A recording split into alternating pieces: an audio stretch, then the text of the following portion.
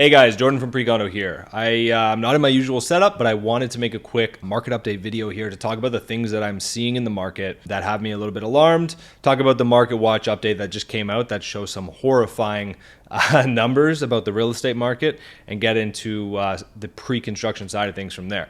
So let's start off with the Toronto Real Estate Board market update and just look at some of the headline numbers here.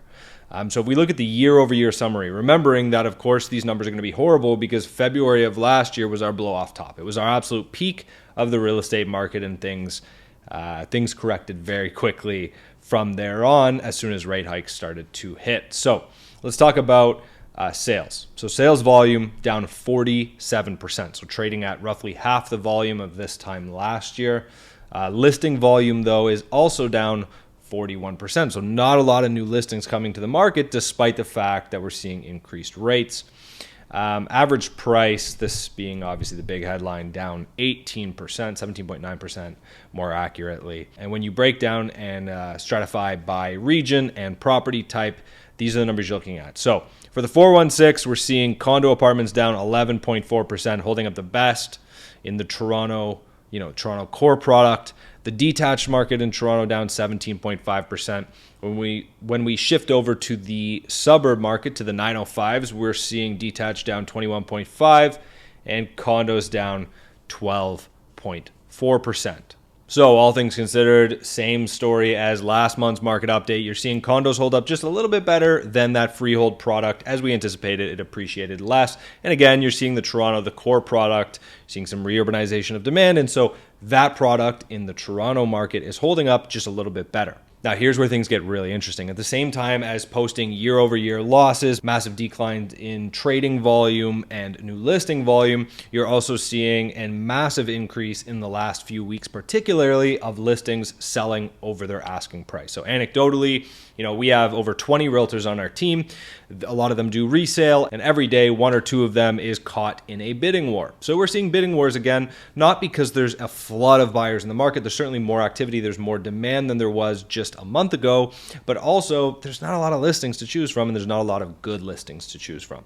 And so you're seeing activity really pick up there, and the good listings and good pockets are getting picked off in multiple offers if they're priced for that strategy, and that strategy is paying off for some people and not paying off for others. Just depends on where they are in the market. So you can see this chart from House Sigma here. Dan Foch sent me this one this morning, and needless to say, it woke me up because this is pretty startling. So you go from mid 20% of listings selling over asking price to nearly 50% of listings selling over asking price. That's a pretty startling change from just late January to today, and it's a trend that doesn't seem to be slowing down just yet. Now, I'm really curious what you guys think. To me, there's no fundamental catalyst as to why this would be happening yet, other than potentially the argument you could make that the Central Bank of Canada has stated that they intend to pause rates going forward. Now, whether that holds up with the new job gain reports, we'll see. But regardless, maybe that is a catalyst. Of course, immigration is at all-time highs, but that's sort of a lagging catalyst that doesn't have an impact immediately on prices, right? That's sort of something that builds up over time. So I'm curious to know what you guys think. Is this sort of a dead cat bounce? I think it's a little early for a bull run. I wasn't expecting to see positive momentum in the real estate market this early into the year. But being a bull, I am pleasantly surprised. Now, this is a chart that I've been seeing going around Twitter a lot lately. So this is the home prices versus disposable income in United States versus the same factors in Canada. So if you look at the US, you can see that they had sort of more or less home prices have traded relatively in line on an index basis versus disposable or real disposable income, right? So you can see the incline from 1980 through 2020 has been more or less in line. You have 2008 right here, obviously a bit of a correction, and then you see it run from there. And then in Canada, we have a different chart entirely. We see that somewhere around the early 2000s, we detached from disposable income and home prices ran from there. There's a difference between the United States and Canada in terms of population density and distribution. And people seem to really neglect that when they show this chart. So for example, here you look at the population density on sort of a 3D graph in the United States. And what you can see is that there are a lot of different major metros. To be specific, there's over 15, I believe, with over 1 million population and over 340 with over 100,000 population. In Canada, we have something like 50 cities with over 100,000 population. So by contrast, if you look at Canada's population density map, you can see that sort of that Toronto, Ottawa, Montreal, Quebec band, and then Vancouver is where the vast majority of our population is. Another way of putting this, and if you haven't seen this chart, you probably have, but if you haven't seen this chart, absolutely insane. 50% of Canadians live below this blue line, right? So 50% of Canadians live in sort of this region here. What does that mean in effect for this chart? Well, it means something really interesting. It means that 50% of transactions happen in this little pocket of Canada, right? So 50% of real estate that is bought and sold happens right there. And what that means is when you're looking at a home price index nationally, when you're looking at the home price composite for all of Canada, effectively 50% of the weighting of that metric is coming from one very small region of Canada.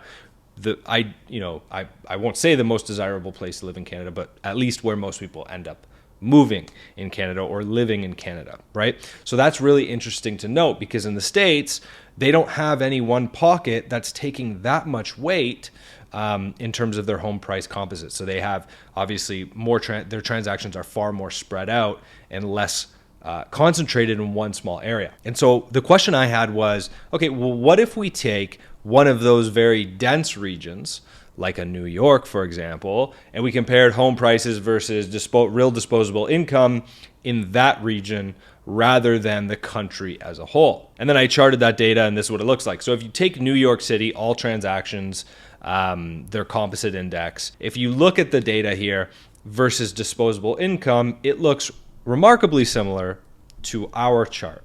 Now, obviously, I'm not an economist, I'm not a statistician, so I can't control for all the different variables making up this chart here, so I can't make a perfect replica and control for, weighting skew and stuff like that.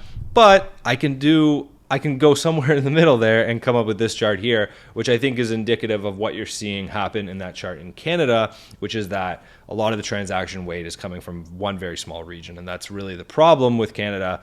And one of the things that drives me crazy about comparing national home price index versus US is their housing market is so much more evenly distributed across many major metros, where ours is very heavily concentrated in one area.